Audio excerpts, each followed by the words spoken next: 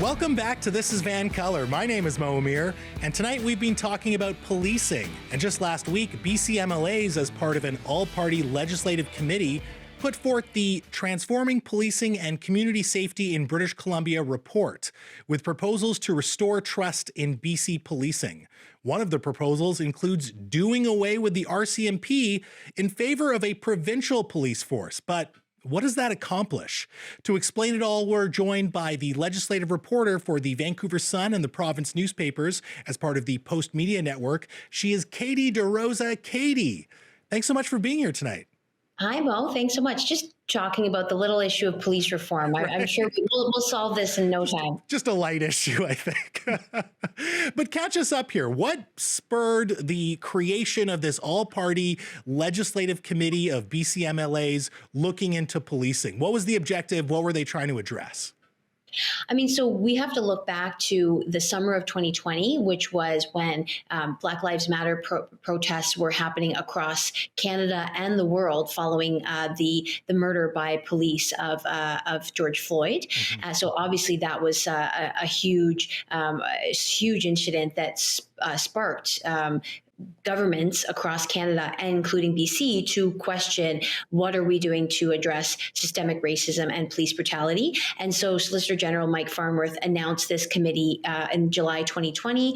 And so I think it was an acknowledgement that BC's not immune to overt and systemic racism that has made headlines in the US, but has also been has made headlines here with some very high profile wellness checks that have turned deadly, and of an acknowledgement of disproportionate policing that against people of color, including Indigenous, Black, and other racialized groups. And again, it's also a big sticking point for police departments to even admit whether systemic racism exists. The RCMP Commissioner Brenda Lucki it took her several days to admit that systemic racism exists, and the Vancouver Police Department as well had resisted acknowledging that.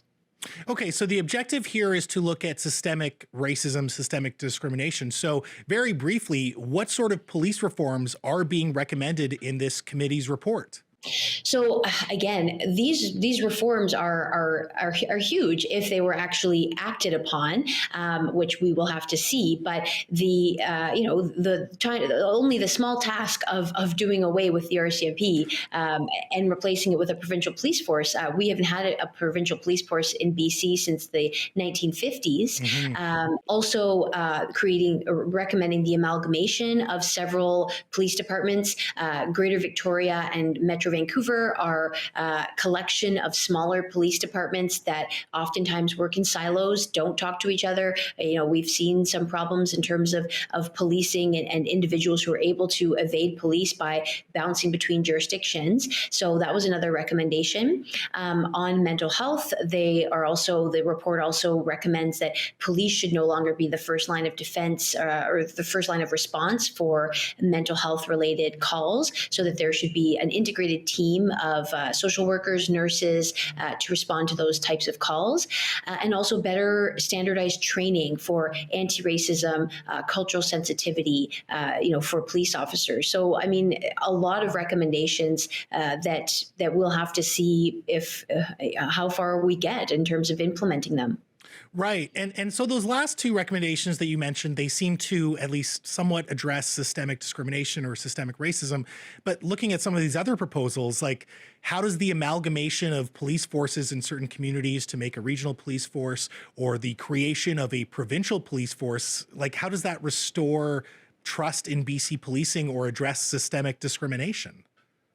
So I think particularly around the creation of a provincial police force, the bureaucratic speak is governance, but I think the plain way to put it is control. So if there's local control, for example, by First Nations communities, which are often policed by the RCMP in more rural areas, or local governments, if they have more control over the types of training, the types of policies that the police force is putting in place, they are better able to shape some of those anti-racism and initiatives. And also some RCMP detachments many of them actually, many of the small ones have officers who cycle in and out every 4 years. So those officers, even if they build a relationship with some of the Indigenous communities or racialized communities, or anyone in the community, they can't really, build on that relationship because 4 years later, they're shipped out to somewhere else and a new community policing officer is put in. In terms of amalgamation, it seems again that they're saying that it's the police culture, that there's sort of a thought that a larger police department is more accountable to the community. But again, that would probably get pushback from some smaller departments who say we have a better relationship with our community because we can do community policing. Right. So what you're saying is it's not straightforward in terms of that these are silver bullets that will solve systemic racism or relationships that police have with communities. I mean, definitely no silver bullets, and I think that it was really highlighted by some of the advocacy groups. There's BC Civil Liberties Association, PACE Society, and Pivolegat Society. Were basically saying that they don't think any of these recommendations are really going to have a transformative impact on addressing police misconduct, police over policing of certain marginalized communities. They want to see basically defunding and demilitarization of police. So you won't be able to convince those groups that these reforms, even if they were put into place, will have that significant shift to restore that lost trust. How would defunding or demilitarizing the police create greater trust with the police? I mean, it sounds like, okay, we're not even going to talk about trust. We're just going to get rid of the police so we don't have that issue. Like, I'm a little confused with their stance there. I think that what they're saying is there are certain groups that are policed for social issues. They're an individual who's experiencing homelessness or who's experiencing a mental health crisis, that they are, if they are having a mental health crisis and the police are the first line of response, they're basically saying that those are the wrong people to call, and that even if the integrated teams of police and mental health officers are the ones to respond, I think these groups are saying that the police that trust is so far gone that the police should be taking a back seat, and that it should be health professionals to deal with some of these health crises. So what's next when it comes to this report? Like, is it back to the drawing board to get some of the details in place, or will we start to see the BC NDP government put some of these recommendations into action? I mean, that is the huge question mark. Minister Farnworth has said that starting in the summer, he's going to be talking to some of the impacted groups, some of the Indigenous communities and racialized communities about how to implement these recommended reforms. But this is a political football because it's 2 years away from an election.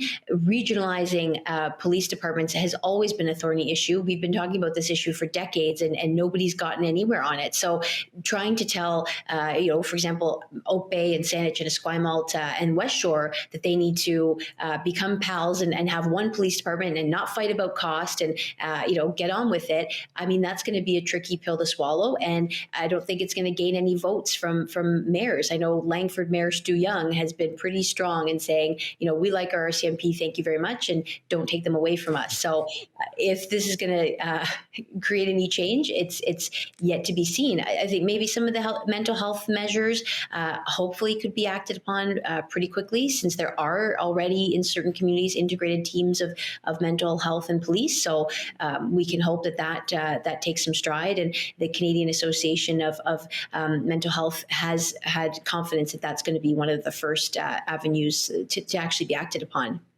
Last question really quickly. You've kind of touched on this already. We do have municipal elections in BC happening later this year in October. Is this going to play a role in communities like Surrey or Vancouver or even Victoria, where policing and law and order and public safety has become key issues in those municipalities? I definitely think it will be an election issue for some of those municipal mayors. Again, even just taking Victoria, for example, its forced marriage with Esquimalt has always been a big issue. And Esquimalt Mayor Barb Desjardins has always been vocal in saying, well, when we were told that Victoria and Esquimalt had to combine and have one police department, we were told the rest of the municipalities were going to follow suit, that it wasn't just going to be the two of us. And again, Surrey, that's been a huge issue. Surrey Mayor Doug McCallum has had some very fiery incidents with his opponents, and including leading to a criminal charge. But when he spoke with our newspaper, he was adamant that this is the way to go, and that local governments deserve control over their departments. So it depends on who the members of the public as to whether they believe that they're being served by the RCMP, or whether they believe we should throw out the whole baby with the bathwater and start over again. So who knows if that's where that will take us when we see the municipal elections and the provincial elections in 2 years. It's going to be interesting for sure. And I'm sure that you'll be keeping an eye on this issue and keeping everyone informed. Thank you so much for this, Katie. Thanks, Mo. Nice to talk to you. Absolutely. Anytime. Folks, that was the legislative reporter for the Vancouver Sun and the province newspapers, Katie DeRosa. Now stick around, because after some business, let's talk about Wordle. Do you play it? Well, I think it's the best. Others disagree with me, and we're going to debate it. Well, actually, the super serious debate about the super serious things is up next. My name is Mo Amir, and this is VANCOLOUR.